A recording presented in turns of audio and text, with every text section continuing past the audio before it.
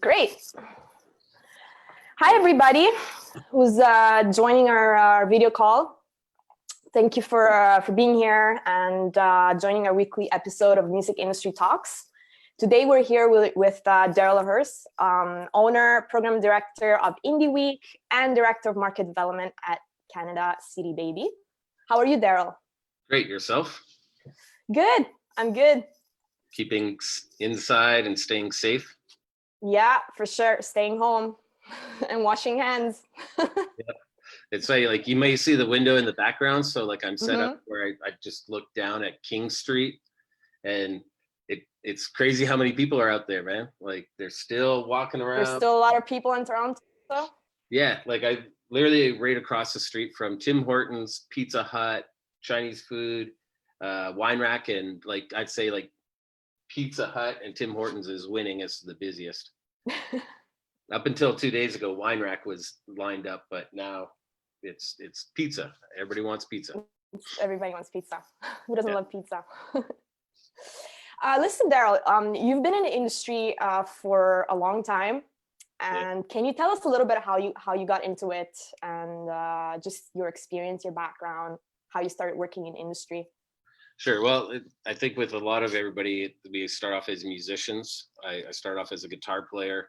I literally knew since grade 6 that I was going to be involved in music, and was doing guitar since age 14. I then ended up doing retail with HMV, so I learned how to sell music. I was a video buyer during that time. I went to college for music composition and performance at Grant MacEwan in Edmonton.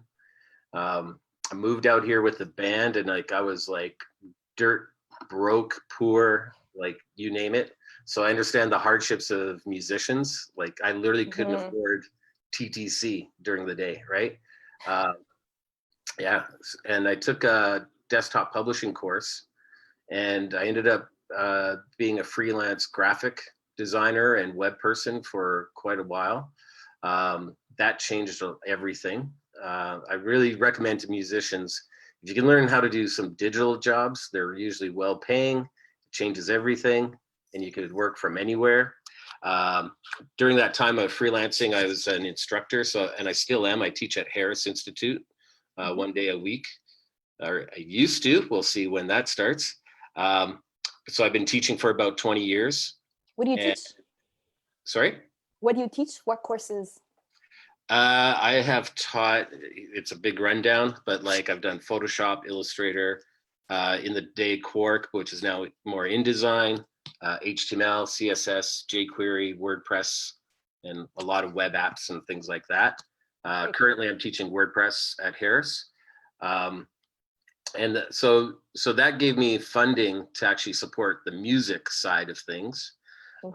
Once I got work, and I did projects with like helping launch the Canadian Tire website. I did all the product images, which is like crazy, like 8,000 images. And then I did about 8-9 years with Live Nation.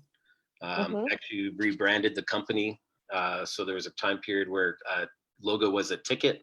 So I did that whole corporate brand for them. And VIP Nation, I launched the first website of VIP Nation for them. Those are two of the main big projects that I worked on, plus tons of other things with them in event marketing. And then during all that, I was a booker. I was a booker at a number of venues in Toronto. One was called the B-Side, which is now gone. Rock Boutique, which is now Cherry Colas. And I was at Rivoli for about 3.5 years. So I've been a booker. I've started a festival around 2003, 2004. I managed 6 bands during that time, and I worked on sponsorships. And then the latest gig is CD Baby. I've been with them for just over a year, doing market development for Canada, and I'm very excited about it. It's a great company to work for. Throughout this time, the managers, the leaders have been really great. They really support their staff, so I'm very thankful for it. But that's it in a nutshell. Wow, that's quite a journey. Yeah. Crazy. And what has changed in the industry since you started working, since you first started off? Like, what do you think has been like the main changes in the music industry? Well, this is a big one, and this is why I love doing these kinds of things. I love, working on education with the artists. I always tell this story of like when I started playing, and that's a long time ago. I'm not going to say when I was touring, but it was a long time ago. But literally, you were not allowed to play original music at all. All the bars were covers, and none of the bars had any production. So you had to bring full sound, full lights, set it all up. You would play for a full week. Is either Monday through Saturday, or we would call it back three, Thursday through Saturday, playing 3-4 hours a night, and it was all covers, and you would get in trouble if you played originals, right? But I really appreciate that time because there was a structure to it. There is a C, B, and A circuit. If you did this, you got to the B circuit. If you did this, you got to the A. It's very structured. So it was actually easier to get started. And I really appreciate when you're playing covers, you kind of get to learn what's a good song. You get to know what a hook is, what grabs an audience. Like we would literally start playing Monday, and by Wednesday, we've adjusted the set of the songs that aren't grabbing the audience. Like it'd be packed dance floor, then no one, packed dance floor, and we'd be like, that song's got to go. So that by Friday, all the songs in the set fits the audience. So you really get to know how to structure a live performance and how to get the right reaction. And people who are on that circuit are doing really well. Like Todd and Brett are playing with Slash. Todd was in Age of Electric. Brett was in a band from Winnipeg. And Age of Electric, just so you know, some people, older people like me will know Age of Electric. But Electric is the name of a Cult album, and that's what they were when they first started, was a Cult tribute band. And Electric was a band that got so popular that they could play originals, and that was kind of the first shift where originals were allowed to be played in bars. So there was a structure, and it was easy to get into it. And like during that time, I was like, all I have to do is play guitar. If I can show up at 9:30, play guitar, that's all I need to know about. I didn't have to promote. I didn't have to book. Just show up and play. Just show up and play.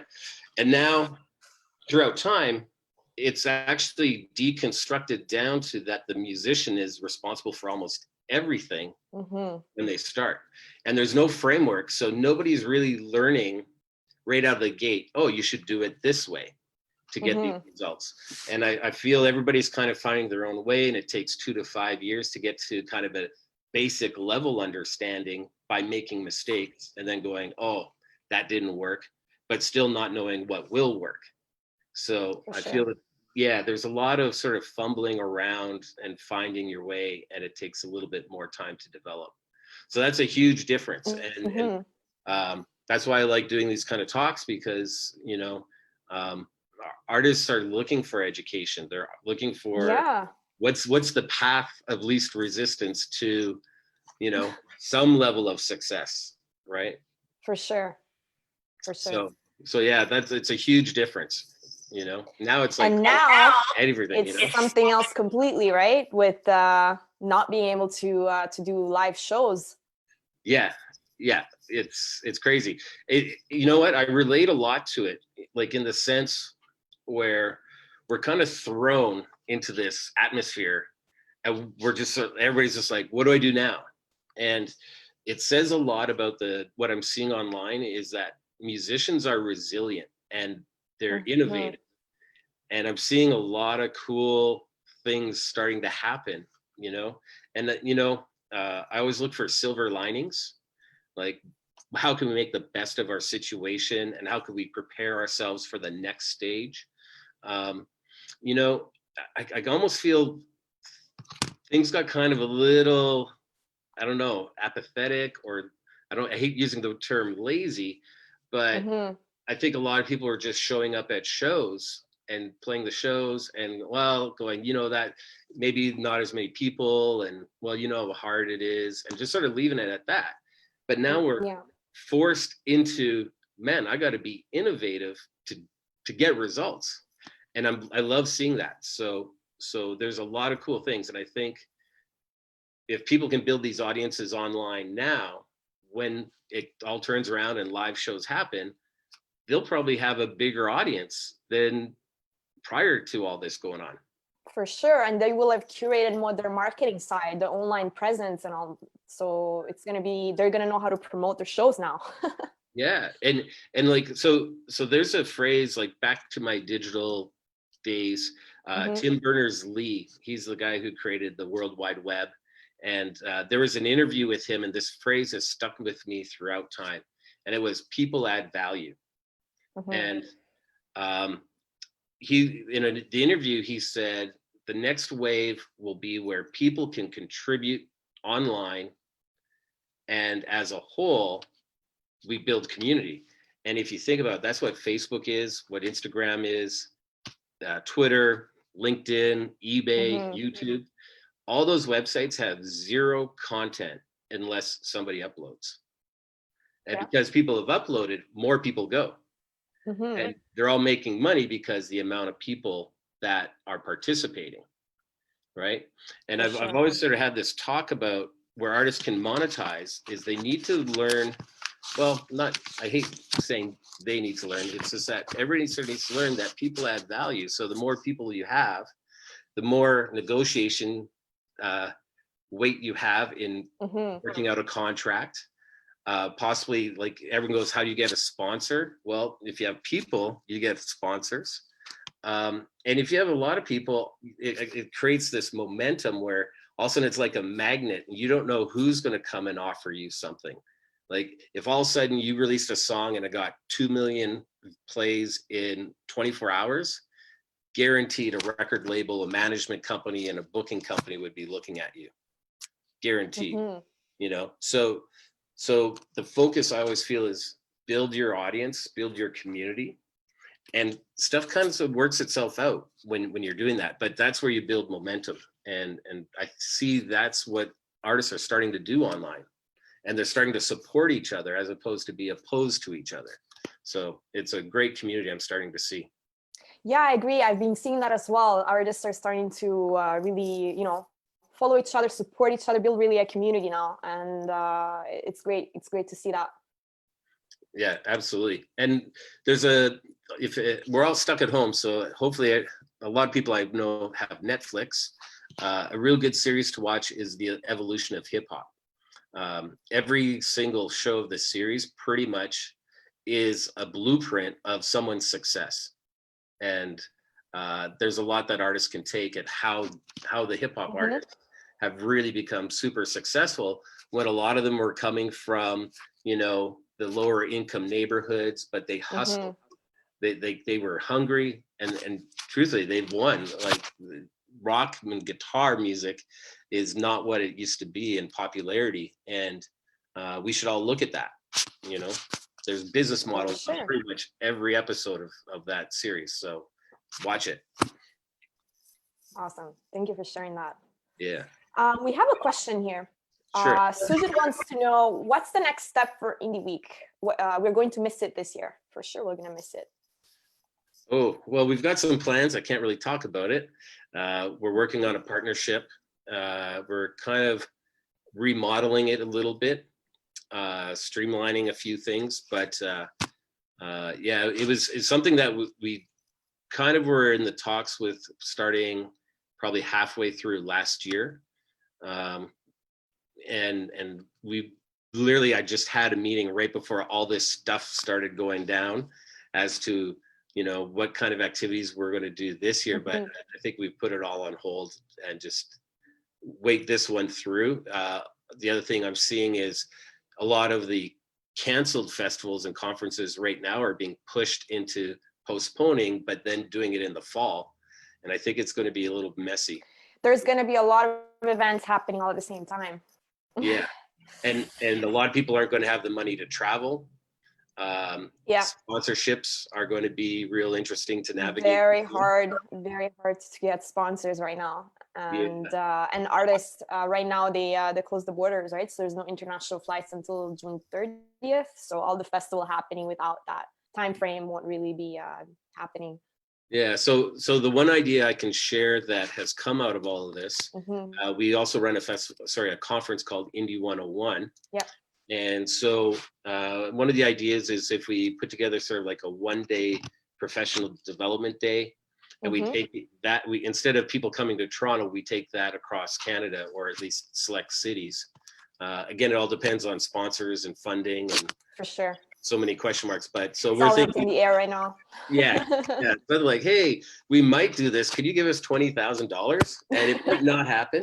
It might be September, but it probably will be January. You know, like, it's really hard. But anyways, we're thinking of maybe doing a 1-day sort of conference, professional development, including very cool. Yeah, like including a keynote, maybe 1 or 2 panels, and B2B sessions, and a mixer. But that's already been in talks, and we'll see how it goes. Like, we gotta see how it goes. For sure.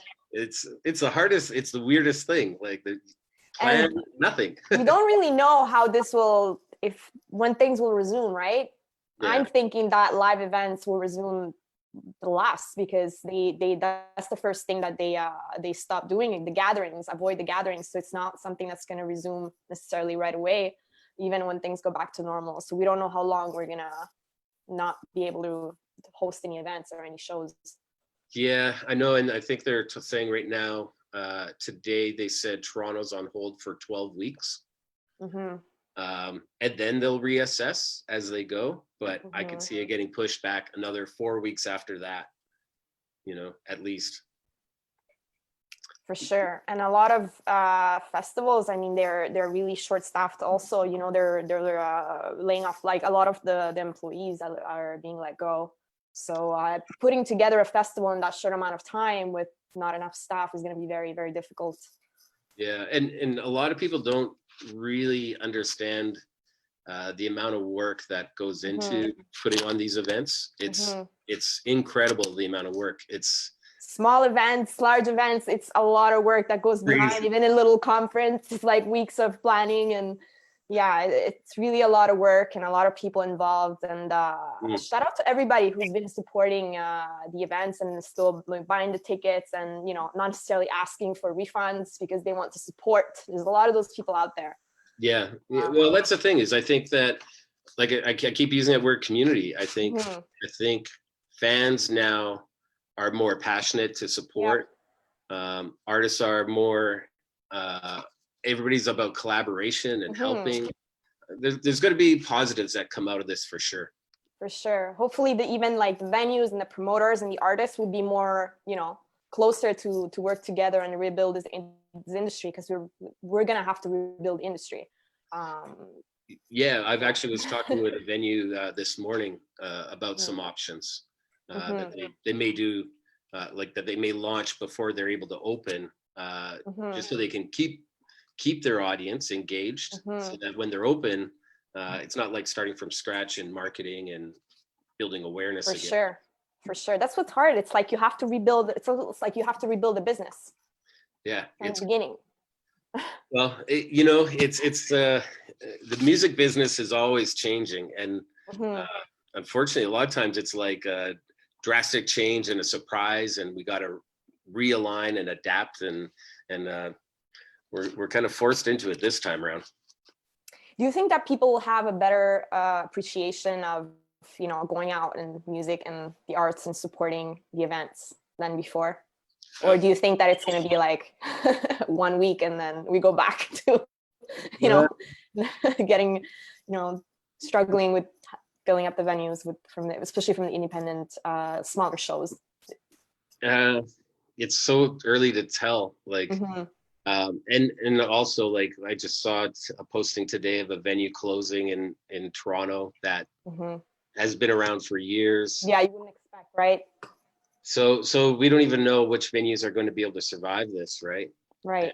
And when I first moved to Toronto, there was really only 6 viable places to perform at, and because there was only 6 places, they were fairly busy during that time. that was the only place to go. And a lot of musicians went out during that time, which I find the last, I'd say almost decade, less and less musicians are going out to live shows themselves.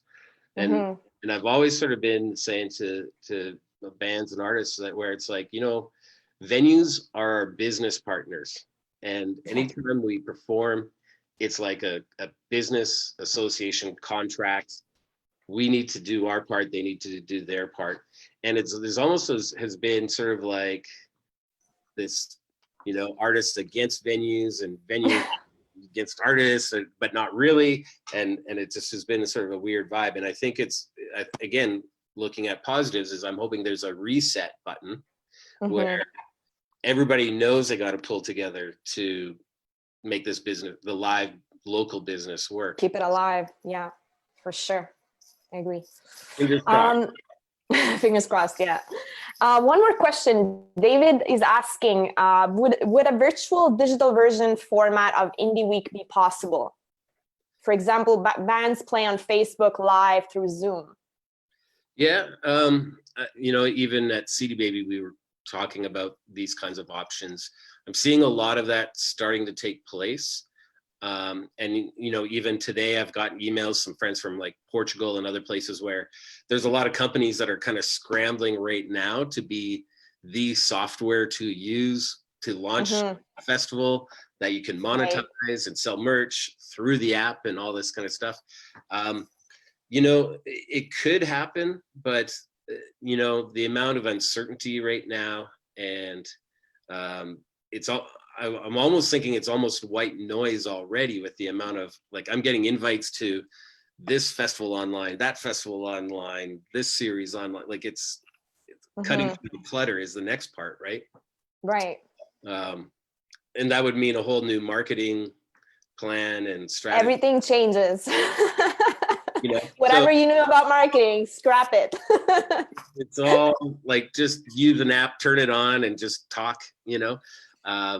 That's the form of marketing I've seen. Like, I watch George Stroumboulopoulos almost every night on his Instagram feed. I watched Jesse from Eagles of Death Metal 2 days ago, late night talk, like he was crying almost, talking about the attack in Paris with the band, and how Josh Homme from Queens of the Stone Age really helped them out and saved them, right? So I think I don't know about Indie Week doing so much online. We may do similar webinars like this with Indie 101. If we can't go across the country, we'll maybe look at doing something online. But I think, the smart move is sit this year out and come back guns blazing next year. And I think that's the smart move. For sure. Yeah. There's too many variables going on right now. Yeah, very hard to plan. Yeah. Mary says the Indie 101 student sessions are incredible. Little hidden gem for musicians. Would there be a way to do this in like a closed paper attendance virtual event? Possibly, yeah. So the sessions she's talking about, we started last year. It was really cool. We had it, I think it was like the third Thursday of every month at the Paddock. And we would partner with a different music college school every month. We would involve students in the running of it, some of the planning, student artists performing, and we would basically do it as an early show. We were also starting to sort of experiment with shows starting at like 6:30, and we found it worked very well. There's nothing like being done at 11 as opposed to just getting things going at 11, especially on a weeknight. But we'd have like a guest speaker, a panel, and then we'd do B2B sessions, and then artists performing. It was great, and it was well attended. Some of the colleges said it was one of the best things that they've been involved with in a long time. And we kind of shut it down for Indie Week because and then we were going to restart, but again, it's the situation we're in. So and schools right now aren't even in. So I'm supposed to be at Harris. We were supposed to start this week, and now we're told that the earliest it will possibly start is May. So what school would we partner with and what students would be around. It's hard to tell. Yeah, for sure. but yeah, it was a great series. Very cool. Also wanted to get just your feedback on, well, there's a lot of artists right now that are, losing their revenue from touring. So do you have any more advice for artists that, can't make the live revenue right now? Other revenue streams that, they might not be aware of, other things they can do to continue selling their music? Yeah, well, one, the live performances I've seen are doing great. There's one guy that everybody should look at. His name's Sean Brady, SHAWN is the spelling of his first name. He's an artist in Toronto, and he was doing these, I think it was called Brady's Basement. So always have like a tag or a name that you can market what you're doing. Last night was Ken Tizzard's Whiskey Wednesday. So yeah, if you can brand it and have some consistency, the exact same time every week or a couple times a week, not so random, give time to promote a little bit. But so Sean, what he would do is he would bring in a guest performer and they would be performing, and he created an Eventbrite page that had 4 ticket levels. So if you're watching, you could buy a ticket if you want. And I think the word ticket is a little bit more like, people are afraid of like tip jar. The term, could you tip? I've seen that too. I think tip jar, and they'll post their PayPal account link into the video. I've seen that too. Yeah.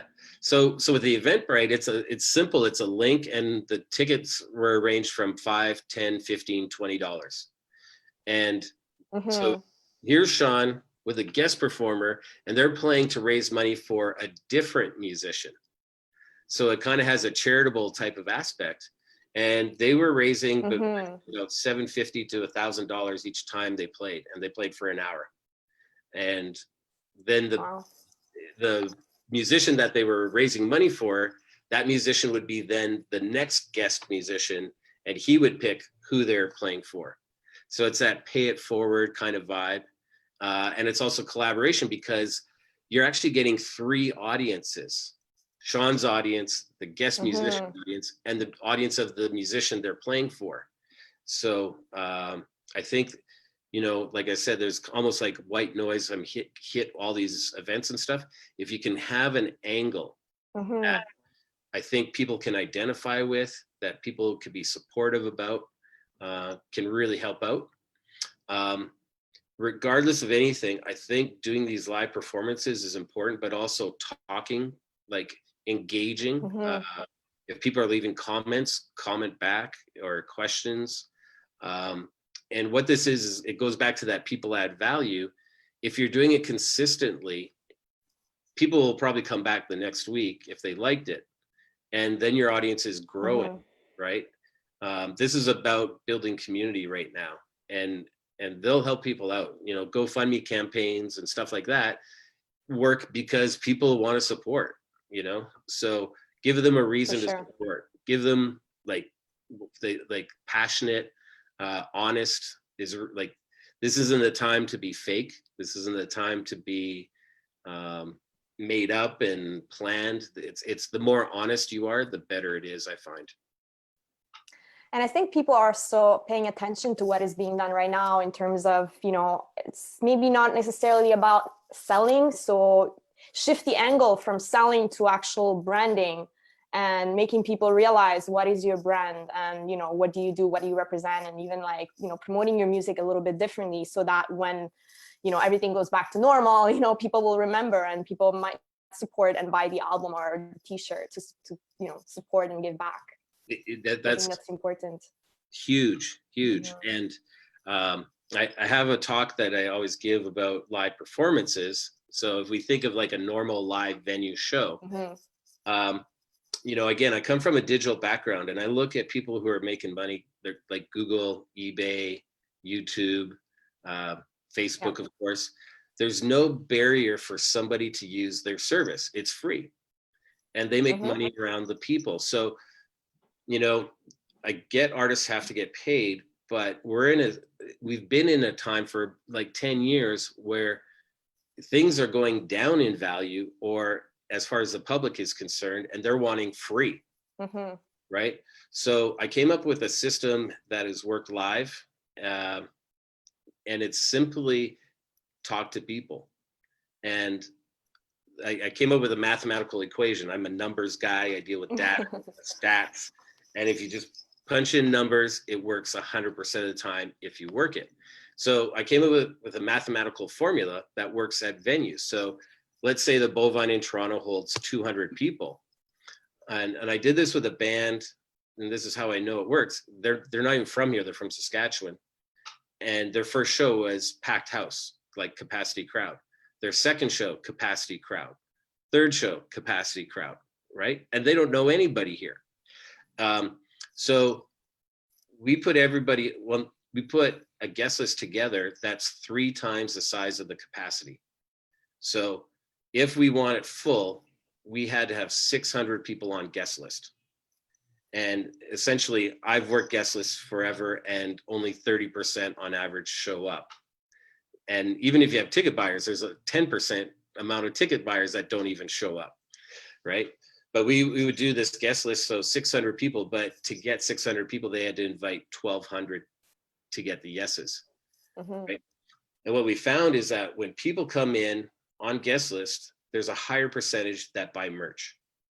And if you have a higher number of people, it's a higher amount of merch sold. So they were making around, on average, about $700 to $1,000 per show, right? And, you know, when you bring people in and you say, I've got 2 tickets for you, normally it's $10 each, then it's a bit more value as well for people to come. So you don't say, I have a free show, you go, I'll put you on guest list. And they're like, well, we don't know 1,200 people. So I'm like, well, plan out 8 weeks in advance and go to the venue that you're going to play at 5 nights a week, print 5,000 postcard flyers. It looks great. It's cheap. It's like $150. And you can literally go to that person that's there and say, hey, you're at the Bovine. I'm at the Bovine. Well, I'll be playing at the Bovine. I know you know this venue. Can you just come back 8 weeks from now? Here's a postcard. It's got the date and everything on it. And if you're there again in 2 weeks, that same person might be there and go, oh, you're the person I talked to two weeks ago. Then 3 weeks from that, they're like, oh, yeah, I'm coming. And all of a sudden you're friends, right? And the worst thing that came out of it was 1,200 people knew about this band that didn't know this band, and it cost nothing. And it built personal connections early. And Bovine loved this band. So booking them, like I had them play in October, and then we did a December show. It allowed me to call Bovine in January and say, I want this date in February, this date in April, this date in June, this date in September. We're going to do a Halloween show, and we're going to do a December Christmas show. I booked the whole year in one phone call. And they love, like, because they're like, the bar sales are great. It's 200 people. Of course we want this band. And if there was a show already booked, they would just wipe that show out and book this band in, because they know the sales are better. For sure. You know, and it also allowed us to negotiate in the sense where here's a tip in getting into certain festivals is I would go through the venues. So I would then go to the Bovine and say, I think this band needs to play Canadian Music Week at your venue. Otherwise, you're going to lose all those bar sales to your competitor, and you'll never see this band play here again. And they got to play Canadian Music Week. So, you know, like, so there's ways to, when you have people, you can leverage. And then we worked at getting sponsorships, and then they got a booking agent. They toured North America twice. And I call it fast tracking, right? It takes really little time to build an audience, but it takes work. Like they literally, like 4 people or 4 people out of the band were working. The drummer was hired. So, but it was literally, they had to commit 1 hour a day to talking to people. And I'm like, hey, 5 days a week, 1 hour. Can you do that? Like, it's 5 hours of your life. Can you do that to go towards your career? But there's 4 of them. So then that turns into about a 20, 25 hour work week. Just talking to people about your band. and that's where you get the best results. I've done this in Ireland. I did it in UK. The band I worked with in UK ended up getting a Universal marketing interest, and then they also ended up with a manager in Nashville that manages Dolly Parton and Slipknot. That's quite the combination, you know. Sure.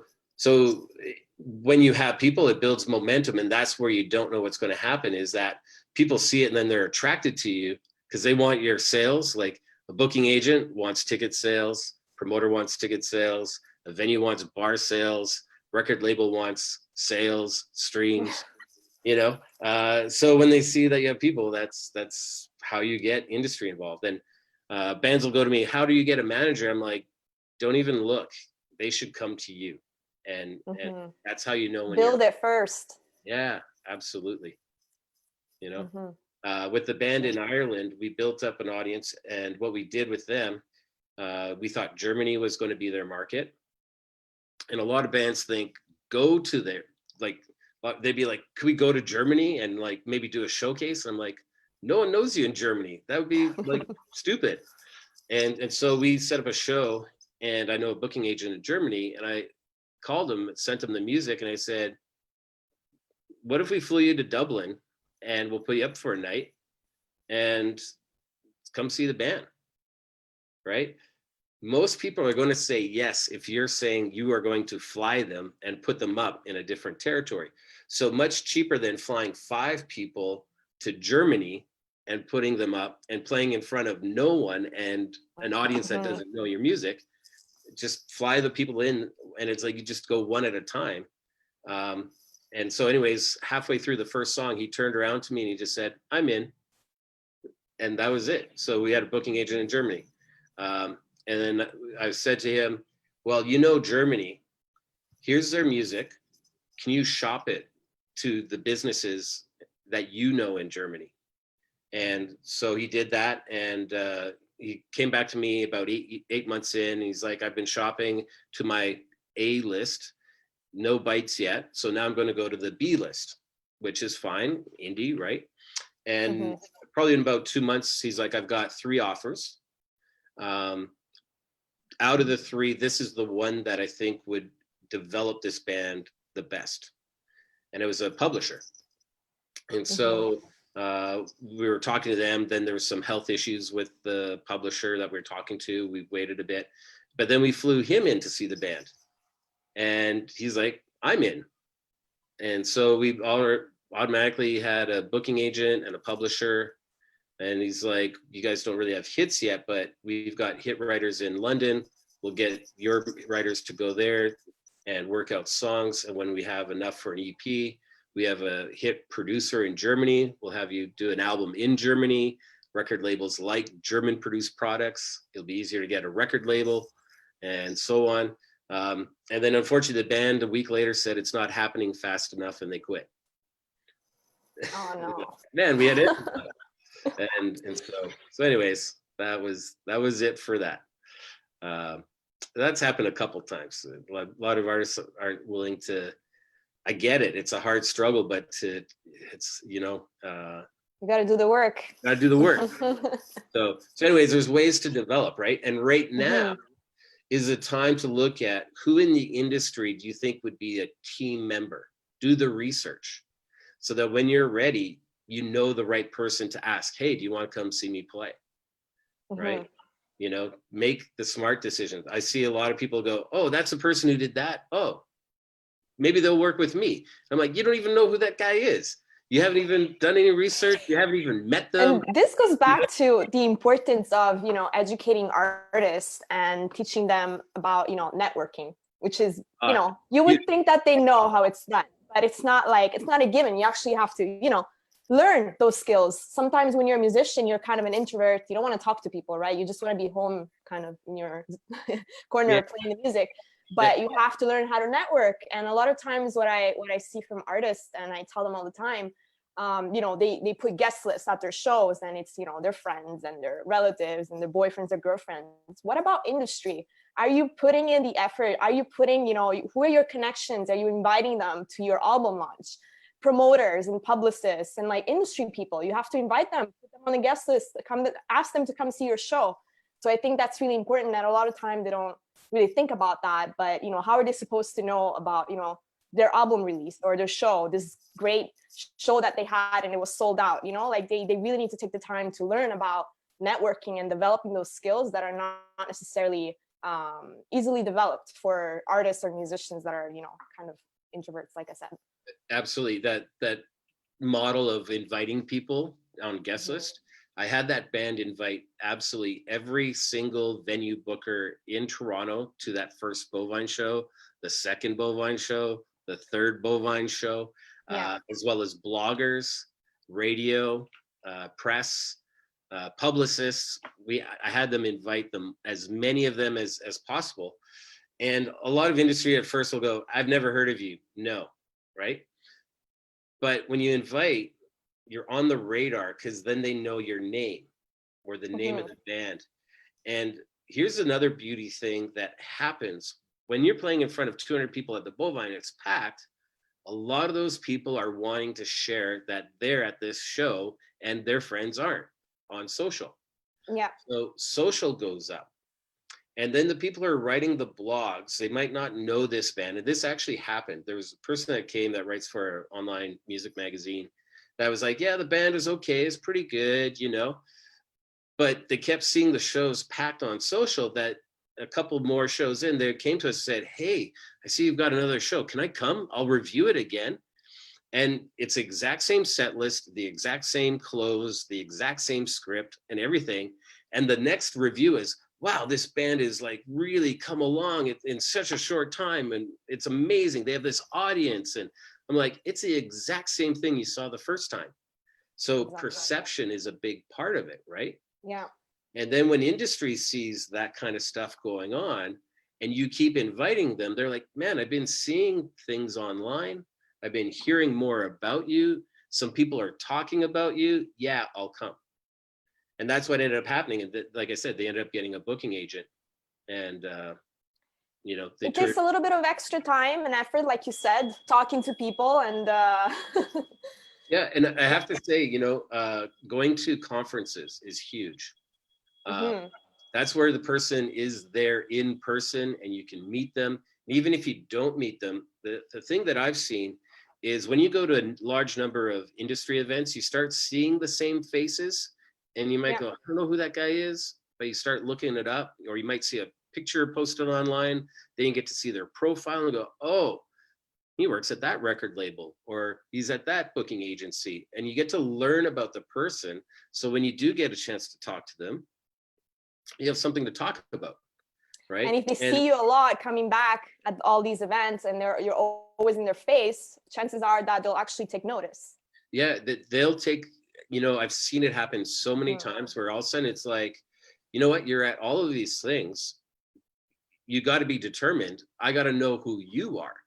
And that's where I've seen industry go to an artist a number of times and say, who are you? Like, I see you at all these things. I'm really interested. So as opposed to just showing up and going, here's my CD, could you take a listen to it? And having no reference, nothing.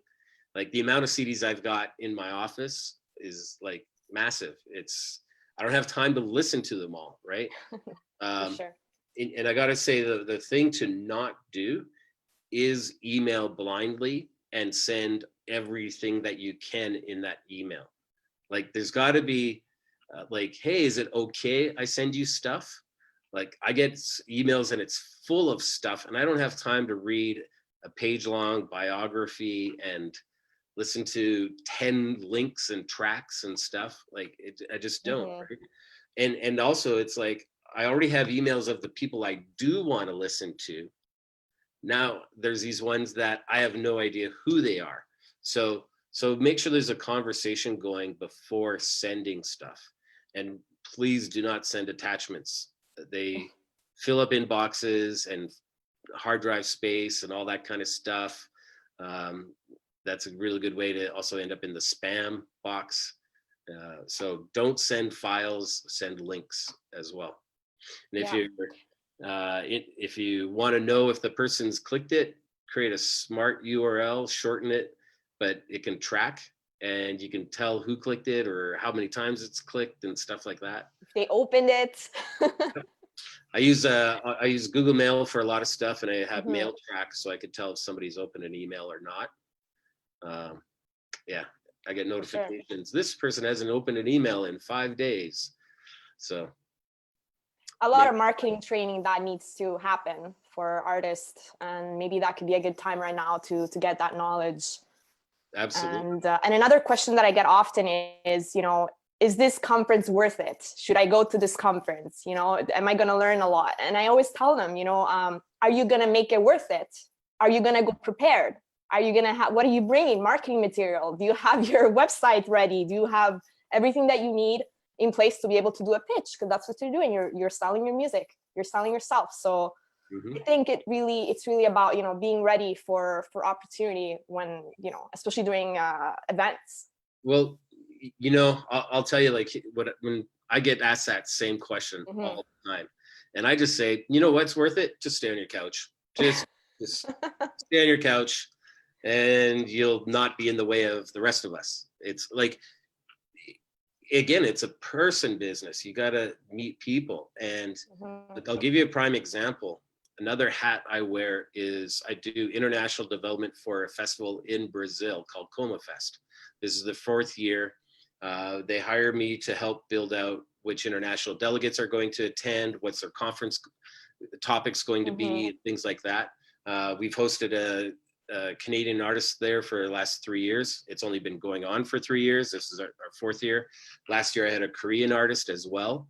And a lot of that came out of, I had the idea that we should develop Indie Week in South America. And so I found out SEMA had done a report on the music industry of South America. And hey, they just happened tomorrow at 2 p.m. at Supermarket. They're presenting it. So I go to that. And then I meet an individual, Robert Singerman. And he runs a thing called CAB, Chile, Argentina, Brazil. And that year, SEMA was funding for delegates to go and participate in conferences in these territories. And so I went. I've met people there that I'm doing business with now. And that was 4 years ago, 3.5 years ago. I met the CD Baby reps there that are now part of I'm on their team now. And Robert is a dear friend and a mentor. He runs and works with I can't tell you how many international countries he works with. If SEMA's doing a trade mission with Poland, they often hire him to figure out what delegates are going to go. So none of that would have happened if I just didn't go to this 2 p.m. talk in the afternoon at Supermarket. You just don't know, and it only takes meeting one key person. That's exactly. it. And the more things you go to, the higher the chance you'll meet that key person. Or you might meet a person that introduces you to a key person, right? Yeah. But if you stay at home on your couch, well, that's about as far as you're going. That's that. For sure. Yeah. We have another question from Danny. The way music is consumed really changed with online streaming services, slowly killing radio and album sales. Coming from your experience and point of view, can you predict what's the next big change in how music is monetized? What should musicians get ready for? Well, I disagree a little bit about the radio part. In Canada, we've got CanCon, which protects Canadian music. And there's also rules with part of it that there's a percentage that has to be new Canadian music. And Sirius XM is a big one for Canadian musicians. I see some payout reports through the CD Baby side, and a lot of that comes through Sirius XM for sure. So radio's still big and is still a thing. And I think that is one misconception. And I think a lot of artists go, oh, they'll never play me, so they don't ask, and they don't work radio as hard as they should possibly. There's one thing in Canada that we're very lucky for. In the States, they don't have it, but we get royalties from being played on the radio. So you want to be on the radio, right? Now streaming, it's really a marketing tool for the first bit until you really get the numbers that are significant. It's a marketing tool, and you have to be on as many streaming platforms that you can. There's a lot of DSPs in like China or India that we just have no clue about. And I call it like it's like you're trying to build up the pie. It's all the pieces of the pie as to how many things can you be making money from, right? So like there's radio, there's streaming, there's YouTube, of course, there's merchandising. You want to be getting a little bit everywhere, and it makes up the pie, right? My own personal self, I've got Indie Week, I teach, and I do CD Baby, and I do artist consulting, right? During this time, well, festival is taking a year off and I'm not teaching. I still have CD Baby and I've got still have income coming in. So you want to really diversify as an artist. You want to be sort of ahead of the game as much as possible, but you also want to be able to pivot when necessary. Like right now, everybody's changing how they do things. So you want to be able to pivot. And sometimes I see artists where it's like, man, this artist is great, but it's been 5 years. And if it hasn't happened yet, it probably won't happen because they haven't changed. Mm-hmm. Like if things aren't working, change, right? And, kind of goes back to what I was saying before, is that I was lucky there was a system. When there is no system, like when I start artist consulting a different artist, I go, can you tell me, are you up 20% revenue from last year or not? Almost all of them can't give me an answer because they're not tracking it. They don't have a system to track. Mm-hmm. They don't know where their money's coming in or how they're spending or budgeting. And that's one of the first things to really do is get it down on paper. I'm such a big fan of spreadsheets. It's crazy, but numbers do not lie. That's simple as it. Numbers just do not lie. And you have to, when you get into the numbers, then you can do projections. If we do this, we should receive this. And then you're setting your goals, and then am I meeting my goal or am I not mm-hmm. meeting my goal? And you just keep adjusting, and you'll find a faster route to success if you are taking it that seriously and looking at the data. It's very important. With CD Baby, we just retired our online store, and the data was saying, people aren't purchasing, they're streaming. So every business has to adjust.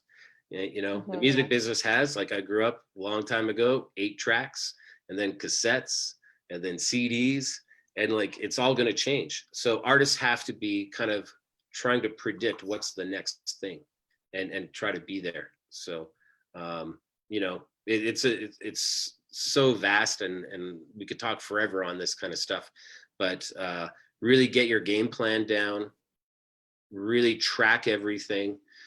With that band, we would have a binder. We had a spreadsheet for every show, and I would even try to take data. Like I'm nuts. When I book shows, I count heads. How many people at doors open? How many people are there an hour after doors open? How many people right before the band, halfway through the set, after the set? And you can really tell, like that may be a little extensive, mm-hmm. but it's how I could tell what we're doing and are we on the right track, and is fun back then. Like more people did go out to shows. We were more like taking bets at the door, not is it going to sell out, but when. And it's more fun, like that whole strategy of filling a room. The other thing is it motivates the band because every time they play, it's a full house. Like every show, packed, merch Merch, yeah, we're gonna make about $700, 800, no problem. If we push it harder, we could probably do 1,000. You know, and it turns into it's more fun when you can know what to expect. And again, without the plan, you don't know what to expect. And I think it's real easy, you know, the mental health thing right now to get in a downward spiral. Like this isn't going the way I thought. I'm not getting what I wanted in return. What am I doing wrong? And no answers, right? So planning, strategy, people, numbers, all that's important. For sure. Long answer, sorry, but. No, I think that's excellent. Any other questions? Let's see. If you guys have any other questions, now's the time. I think we covered a lot. Absolutely. Like, and then if I could just sort of add two things. Sure, go for it. I just want to say on the CD Baby front, we just launched a new campaign today. It's called I Use CD Baby. Please follow, like I just created a brand new Instagram account, CD Baby Canada. Info is there. There's promo codes that you get 20% off. But if you like CD Baby Canada, direct message, said you saw this webinar, I may have more promo codes that I can give out. But awesome. You have to follow CD Baby Canada on Instagram, direct message, and tomorrow or next week, I may have another promo code to give out. So little extra bonus. Awesome. And the beauty is we're featuring Canadian artists, right? Bryce Clifford, Midnight Sun, and Sigrun Stella are the three that we launched with today. There's going to be more. And another project that I worked on is a landing page for Canada. So if you go to welcome.cdbaby.com/Canada, we're featuring a different Canadian artist every month on there as well. So all new for Canada with CD Baby. And there's a lot more that's going to come up once we can do events again. Awesome. Yeah. Thanks for that. One more question from David here. Do LPs and EPs matter anymore? Is it worth it to just release singles? So singles versus, you know, full length or EPs. So this is, we've actually been answering a lot of emails with artists about this since everything's going on right now. Both. There's both is important. There's a couple of things that aren't really, there's sort of like misinformations about Spotify and some of the algorithms. The thing is that you can get into algorithms a little bit more if you're releasing more content more frequently. And a lot of artists think that means release a ton of singles. We have to be careful. If you're putting that out there, it might not be getting the right marketing time if you're releasing a lot of singles all the time, but also it turns into white noise a little bit, too much, too soon, too frequent. And also you have to really be working on quality, like put out your best stuff, right? And there's different platforms for different uses I can talk about, but I would say if you're releasing a single, also release instrumental version, remix version, acoustic version, alternate version. That's how you get your frequency. You don't release it all at once, you release it over time, right? And then you, like we call it, so sort of like a release cycle. You have to have your marketing preceding it. You have to get this content out. And while you're marketing, do a live performance prior on Facebook, or release a 15-second teaser on Facebook, get into the algorithms on Facebook, right? But then you're having more frequent releases, timed releases of these singles, but all this extra content, right? And it gives you more chances because you never know, you might hit the acoustic audience when you're a rock band, but you've released this acoustic version, or a remix might be found to be a sync and license option. So you want to be releasing that way. And we're seeing artists are trying to release many singles, and then once all 6 songs are out, release it as an EP. It's a little tricky because they are all different product, right? That's where you deal with UPC codes and ISRC codes, right? ISRC code is per song, but UPC is per full product. Like you could have 10 songs, that's ISRC codes, but then the UPC is the CD itself. So it gets a little tricky, and sometimes Spotify is not your friend in that case, or Apple, and they're all different slightly, what they like, what they don't like. But frequent releases and content gets you into algorithms, right? And make sure you're marketing it so that there's listeners waiting for it, not releasing tomorrow and stuff like that. Make sure there's a lot of lead up to it. And then one thing that I did want to mention is right now a lot of people are doing covers, and a lot of people don't know, like CD Baby is really quite big. We've got a lot of partners and services, and we've acquired other companies. One company is, and another distributor is Sounddrop.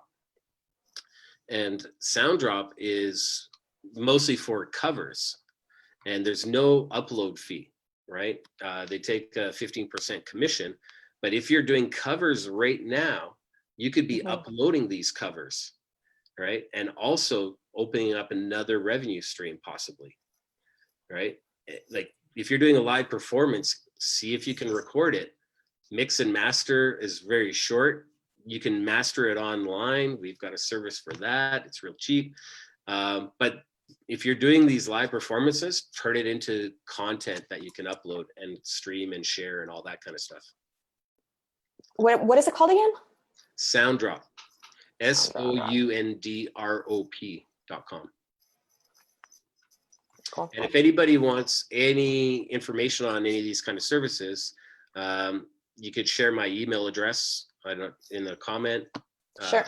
Really cool with that. dHurs@cdbaby.com. If anybody wants to know about any of these services and any more about strategies, release strategies, I'm cool to be, hit me up. Follow me on Instagram, chat, DM me, all that good stuff. Awesome. Thank you so much, Darryl.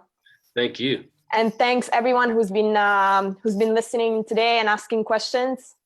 And I'd like to thank the musicbusinessschool.com for sponsoring, and follow Darryl, CD Baby, Indie Week, Sincop8ed Noize for more weekly live streams. The next one will be on Monday, so stay tuned and follow the page and wash your hands. Thanks, everybody. Bye, everyone.